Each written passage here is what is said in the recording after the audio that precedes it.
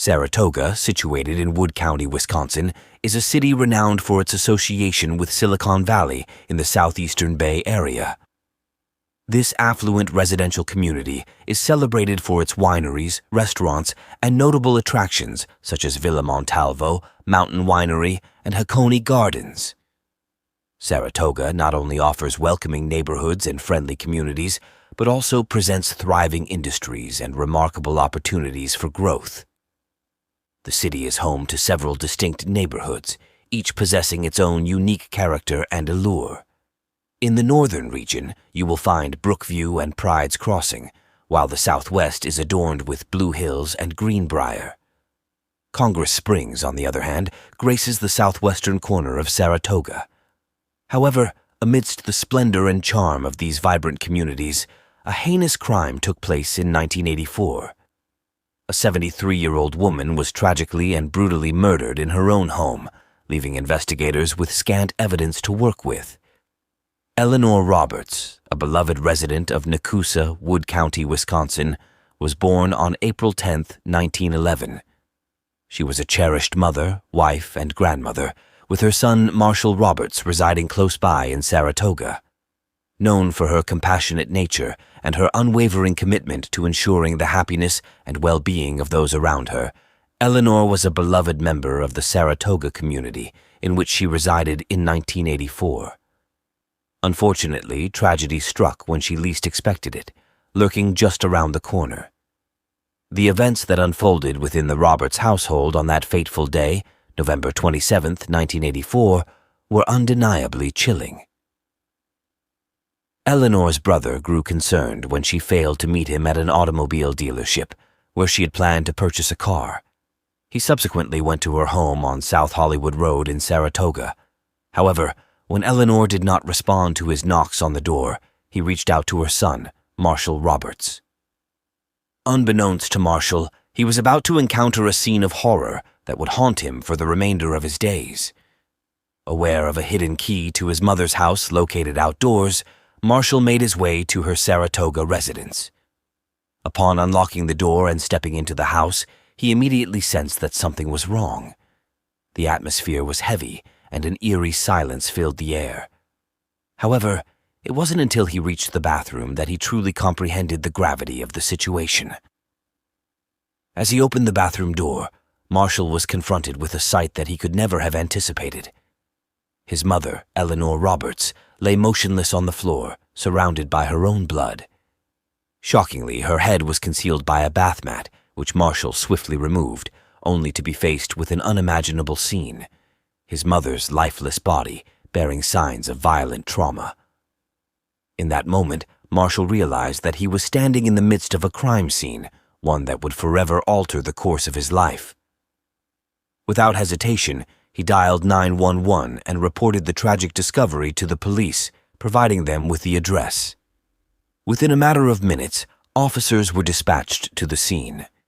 Soon after making the call, the Wood County Sheriff's Department detectives and forensic team personnel arrived, swiftly filling the premises. The forensic pathologist who conducted the autopsy determined that Eleanor's cause of death was a combination of blunt force trauma and multiple stab wounds, likely inflicted by a pair of scissors based on their shape and other factors.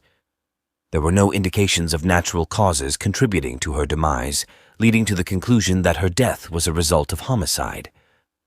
As stated in the sheriff's office report, Eleanor had been brutally stabbed and beaten, sustaining broken ribs and punctured organs consistent with scissor wounds. Upon further investigation, authorities discovered that the only missing items from the house were a pair of scissors, a knife, and a telephone. Despite their efforts, the killer had left no discernible clues, leaving the authorities with a perplexing mystery to unravel. However, just as all hope appeared to be fading, a ray of light emerged in the form of a palm print discovered in the bathroom where Eleanor's body was located. The knife was found on Hillcrest Avenue in Saratoga on the same day, not far from Robert's South Hollywood Road residence. The scissors were located the following day, approximately 1.25 miles away, and the telephone was recovered 4 months later, in March 1985, in the Wisconsin River, about 2.5 miles away. On the day of Eleanor's passing, an officer found a ski mask hanging from a tree branch opposite Eleanor's house, as stated in the criminal complaint. The mask seemed to have been tossed there. The mask, knife, scissors, and phone were all discovered along the same path. Investigators speculated that the potential suspect resided along this route. Further examination revealed that the evidence trail led to John A. Sarver, an employee at a store where Eleanor had previously bought a lawnmower. Sarver was initially interviewed on December 3, 1984, and mentioned spending time with another individual playing pool at Evergreen Lanes the day before Eleanor's demise. It was discovered that Eleanor had interacted with Sarver when she purchased a lawnmower from Competition Cycle, where he was employed during the summer of 1984. The lawnmower required warranty repairs, which Sarver had carried out. When Eleanor lodged a complaint on May 1, 1985, Sarver was questioned again, confirming his last encounter with Eleanor in the summer of 1984 when he repaired the lawnmower she had bought. Following the identification of Sarver's palm print in the bathroom, he was interviewed once more. Sarver claimed his final interaction with her was in late summer, early fall 1984, aligning with other investigative findings. However, Sarver denied ever entering her home, raising questions about how his handprint ended up there. The other witness Sarver claimed to have been with during the murder was also interviewed. Although the witness couldn't recall all the details of that night, he stated that he never remembered playing pool with Sarver. During the interview, investigators discovered that Sarver had provided multiple alibis, none of which could be verified when they questioned the witnesses he claimed to be with. In fact, one of the witnesses Sarver mentioned confirmed to investigators that they were alone that evening. Throughout various interviews, Sarver gave inconsistent explanations of his whereabouts at the time of Eleanor's murder. None of his explanations or alibis could be substantiated by investigators. Another witness around the time of Eleanor's death informed investigators that Sarver was facing financial difficulties and had borrowed $2,000 from him. However, the witness stated that he was never repaid after the murder. In 2005, a confidential informant revealed to investigators that 17 years prior, Sarver had confessed to killing a woman by delivering a karate chop to her neck, which matched the injuries sustained by Eleanor. Several small claims cases were filed against Sarver since 2006 for unpaid bills, and another similar case was filed shortly after his arrest. Despite the mounting evidence against Sarver, the case eventually went cold. Lieutenant Robert Levendosk, a retired investigator from the Wood County Sheriff's Office who worked on the case, mentioned that it often encountered obstacles throughout the years. Former Sheriff's investigator Jay Schroeder dedicated countless hours to organizing years' worth of information. Disagreements between investigators and prosecutors regarding the readiness to reopen the case were not uncommon, according to Lewandowski. For decades, the case remained unsolved, seemingly insurmountable. Nearly 30 years after the incident, in May 2013, investigators obtained a search warrant to collect DNA from John A. Sarver, who had long been considered a key suspect in the case following Eleanor's tragic death. Jerome C. Lippert, a retired business executive residing in the Pittsville area with a keen interest in local history and events, penned an article that was published in the Wisconsin Rapids Tribune on December 16, 2016, making a startling assertion: "Not all law enforcement officers involved in the investigation should be commended." This revelation unraveled a narrative within a narrative. In the late 1980s, John Sarver worked as a civilian informant for the Wood County Drug Enforcement Unit under the guidance of Detective Brian Illingworth, also known as Big AI in the field. Illingworth, who later retired as a detective and former Wood County sheriff, provided testimony during the trial.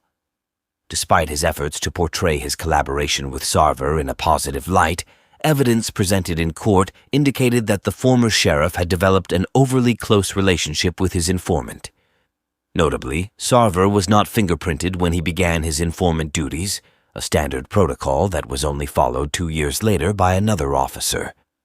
Moreover, Illingworth attended Sarver's wedding, a practice that was considered unusual. There were questions raised during the trial about Sarver being heavily intoxicated while under Illingworth's supervision, a clear violation of departmental regulations. In 1988, during the investigation into Eleanor Roberts' murder, a mysterious meeting occurred at a cabin in Adams County where Sarver and Illingworth were reportedly alone before other law enforcement officials arrived to interrogate Sarver. The contents of that private conversation, if any, have never been disclosed. Additionally, Lippert possessed crucial information that never surfaced during the trial. In the 1990s, a member of the Roberts family approached then-Sheriff Illingworth with a Reader's Digest article discussing advancements in DNA testing, hoping it could assist in their case. Regrettably, the sheriff responded insensitively, stating that the suspect was a friend of his, and dismissively returned the magazine. This type of response is completely unacceptable from any law enforcement officer when a grieving family member seeks justice for their loved one. It is now evident that not all police officers involved in this case deserve commendation. This attitude or conflict may have contributed to the delay in achieving justice. Additionally, there was a peculiar incident towards the end of Sheriff Illingworth's career in Wood County that may be relevant. It is possible that some long-term residents recall Illingworth being admitted to a Rock County institution in 1997, reportedly due to depression and struggles with substance abuse. Initially concealed from the public, this information eventually came to light, leading Illingworth to decide against seeking re-election in 1998. He retired from law enforcement without much attention the following year. In that same article, Lippert also mentioned a primary suspect at the time, although he couldn't disclose the individual's name for obvious reasons. However, that person was Mr. Sarver. Lippert also suggested that the entire story was not being revealed, and indeed the trial confirmed the accuracy of his statement. He called for renewed interest in the case, prompting investigators to diligently pursue the killer of Eleanor Roberts. Wood County Sheriff's Officer Heiser stated, "Our initial step was to thoroughly examine all the evidence, meticulously review the 5,600 pages of reports compiled over the years, and subsequently meet with all the investigators who had previously worked on the case." Sarver, the accused, was 21 years old when Eleanor passed away. He was employed at a business that sold her a lawnmower and had visited her residence to service it. Initially, he denied ever entering Robert's home when questioned by the authorities. However, investigators later discovered his palm print on the bathroom counter, contradicting his statement. In April 2020, a witness who had chosen to remain anonymous finally came forward after almost 4 decades of suppressing his memories out of fear. This witness confirmed that there were indeed 3 individuals present at the crime scene in 1984. During the trial, Mr. Sarver was described as a scary dude due to his connections with the police, which instilled fear in the witness and prevented him from speaking up. However, in 2020, he mustered the courage to share his painful memories, realizing that it was better to confront them before it was too late. His testimony was incredibly compelling, leaving the courtroom in complete silence. According to the complaint, the witness informed investigators that he had heard Sarver confess to breaking into Eleanor's house through the rear entrance with the intention of robbing her, resulting in her accidental death. The criminal complaint also highlights the department's persistent efforts to submit DNA samples for testing from 1988 until 2020, utilizing increasingly advanced techniques as they became available. Unfortunately, the case faced a setback in 2020 due to the global pandemic, following the pressing of charges. The Wood County Sheriff's Office and Wisconsin Department of Justice jointly announced that on August 27, 2020, John A. Sarver, the primary suspect in this case from Port Edwards, Wisconsin, was apprehended in connection with the first-degree murder of 73-year-old Eleanor Roberts. If found guilty, Sarver, who had been detained with a $1 million cash bond, could potentially face a life sentence in prison.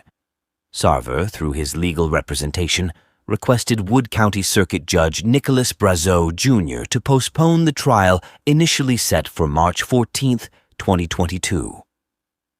Despite the plea, Roberts' son and Assistant Wisconsin Attorney General, Annie J., acting as a special prosecutor, urged Judge Brazeau to maintain the trial dates as per the online court records. Sarver's legal team, consisting of Jeremy Meyer O'Day and Taylor Hart, expressed the need for additional time to conduct interviews with witnesses and conclude their investigation. Consequently, Judge Brazeau rescheduled the trial and set a hearing for updates on March 15, 2022. In November 2022, John Sarver was convicted of the murder of Eleanor Roberts. Due to the timing of the crime, the judge has no jurisdiction over Sarver's parole eligibility. Sarver is required to serve a minimum of 13 years and 4 months before being considered by the parole board. The parole commissioner must ensure that Sarver meets these 5 specific criteria before recommending parole: good behavior, completion of rehabilitation programs, reduced risk to the public, adequate time served, and an approved release plan. Judge Brazeau expressed his sentiments, stating, "He has had the opportunity to live a full life, to raise a family that maybe he shouldn't have had the opportunity to do. It's a good thing that he did it because there are good people in this world, but there isn't anything in my mind or heart that makes me think that he should have opportunities to get out there." The period between the murder and the arrest in 2020 was considered his parole, as stated in the reports. Wood County Sheriff Sean Becker mentioned that the arrest was the outcome of a collaborative investigation between the Sheriff's Department and the State Department of Justice, who will handle the prosecution of the case. During a press conference outside the Wood County Courthouse, Sheriff Becker described the homicide as a brutal crime that remained unsolved for an extended period. He acknowledged the frustrations experienced along the way, but emphasized that they never gave up. The prosecutors from the Wisconsin Department of Justice meticulously built their case, while the lead defense attorney diligently attempted to sow doubt. However, despite the defense's efforts, the overwhelming evidence led to an unsuccessful defense. Finally, on November 2, 2022, in Branch 2 Wood County Court, a guilty verdict was reached, marking the conclusion of the case on January 23, 2023. The sentencing of John A. Sarver for the first-degree murder of 73-year-old Eleanor Roberts brought justice to the case. This resolution serves as a significant accomplishment and a testament to the unwavering dedication and persistence of law enforcement officials. It provides closure to the victim's family and the community, reminding us that justice can prevail regardless of the passage of time. Timothy Thomas, 33, has been indicted by a local grand jury on charges of murder and burglary in connection with the cold case killing of Sebastian Oenus, a Buchholz High School student that took place 13 years ago. The indictment was announced by Alachua County Sheriff Emery Gainey and 8th Circuit State Attorney Brian Kramer during a news conference held on Monday, February 5th. On June 25, 2010, Sebastian Oenus, who was only 16 years old at the time, was playing video games with a neighbor at his home in the Benwood subdivision of Gainesville. Tragically, while he was in the kitchen, he encountered a burglar who shot him multiple times. Sebastian's family immediately called 911, but unfortunately, paramedics pronounced him dead at the scene. During the press conference, Sebastian's brother, Boris Oenus, expressed the family's hope for justice, stating, "We hope as a family that you can help us get to the final chapter of this, which is bringing my brother justice. He was only 16 years of age. His life was stolen." Investigators discovered that Timothy Thomas had used a car borrowed from a female friend during the time of the murder. Although they do not believe she had prior knowledge of Thomas's plans, Sheriff Gainey urged anyone with information to come forward. The woman is described as a 20-year-old Hispanic with a short, heavy build. The vehicle used by Thomas was identified as a white or cream Kia Sportage or a similar model. Sheriff Gainey acknowledged the long and challenging road ahead, assuring the community, "I know this has been a long and difficult road. We're making some progress, but we also understand it's not over yet. Rest assured we'll be with you every step of the way. In 2021, new evidence emerged that led to the identification of Timothy Thomas as a suspect in Sebastian Oxenius's murder. Currently serving a life sentence for the attempted murder of a Monroe County Sheriff's deputy in Stock Island, Florida, in 2015, Thomas has an extensive criminal record with 23 felony charges and 8 misdemeanors. He has faced multiple arrests by various law enforcement agencies for battery, burglary, and attempted murder throughout the state. These arrests range from the Key West Police Department to different Central Florida agencies. In 2015, Thomas was stopped by authorities in Monroe County for driving with a stolen license plate. A video presented during the press conference on Monday depicted a shootout between Thomas and the deputy, who was shot in the chest but fortunately saved by his bulletproof vest. On December 23rd, Thomas was formally charged by a grand jury in Alachua County with 1 count of murder while engaged in trafficking and 1 count of armed burglary. The details of the indictment remain undisclosed as per court records. His arraignment took place on Monday morning at the Alachua County Courthouse, and he is currently being held at the Alachua County Jail on a bail set at $1 million. Thomas's court-appointed public defender has requested to withdraw from the case, citing an undisclosed and irreconcilable conflict of interest.